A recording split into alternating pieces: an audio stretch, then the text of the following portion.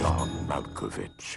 Hello everyone, it's Wednesday again, and this week I'm reviewing Being John Malkovich. This movie, so fucking insane.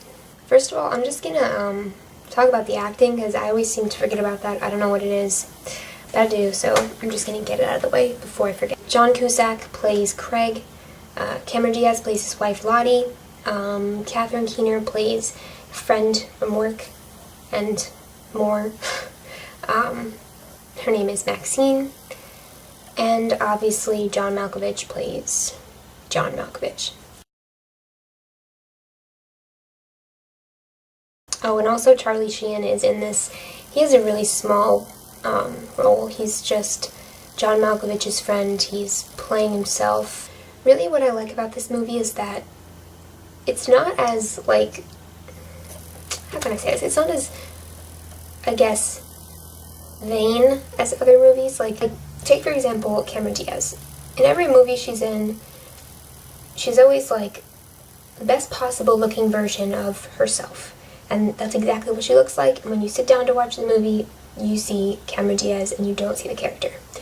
But in this movie I think they did a good job of not, you know, it doesn't have that. They all are kind of funny looking, they have weird hair, and they wear weird clothes, and it's kind of darkly lit. There's not a lot of bright colors, and I like that about it. I think it makes it interesting and different than a lot of other movies. So they do that with John Cusack and Cameron Diaz. They look different than their usual selves. Cameron Diaz, I wouldn't say she was that great. I'm not like the biggest fan of her acting, but this is definitely one of her better films. Catherine Keener, if you don't know her, you might know her as Jan from Into the Wild, and she was also in 40-Year-Old Virgin. And I would say she did a decent job, not anything spectacular. I think John Cusack and John Malkovich both did really fantastic jobs on this movie. Especially for John Malkovich, because, like, he's playing himself, and then he's also playing John Cusack's character, Craig, as himself, which I can imagine was probably very difficult to do. It's pretty much the main plot of this movie is John Cusack's character, Craig. He is a puppeteer, and they're like pretty serious puppets. Like, they move like real people, and they sort of look like real people. It's pretty creepy. And he is basically out of work. His wife has issues.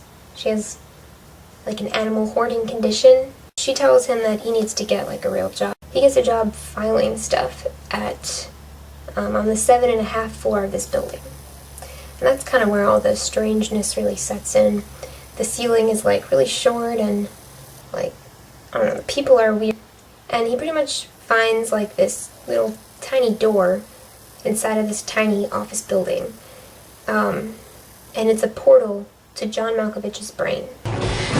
There's a tiny door in my office, Maxine, and it takes you inside John Malkovich. There's no such thing as a hole into somebody's brain. Yes, there is. You see the world through John Malkovich's eyes, Yes! and then after about 15 minutes, That's not me! I didn't say that! you're spit out into a ditch on the side of the New Jersey Turnpike. Catherine Keener's character, Maxine, is a co-worker of Craig, and they have this whole big money-making scheme using this portal. There's also, like, well, I was gonna say a love triangle, but that would be an extreme understatement. It would be like a seriously twisted, fucked up version of a love triangle. I think this is one of those movies that you shouldn't go your whole life without watching this. The way that the set is very, like, dark, and the music is kind of, like, also sort of dark and suspenseful, but yet what's happening on the screen is funny. I don't know, it makes like a cool sort of a feeling when you watch it. It's definitely a movie that I would watch again, and that I would recommend everyone else to go and watch it, and that's about it.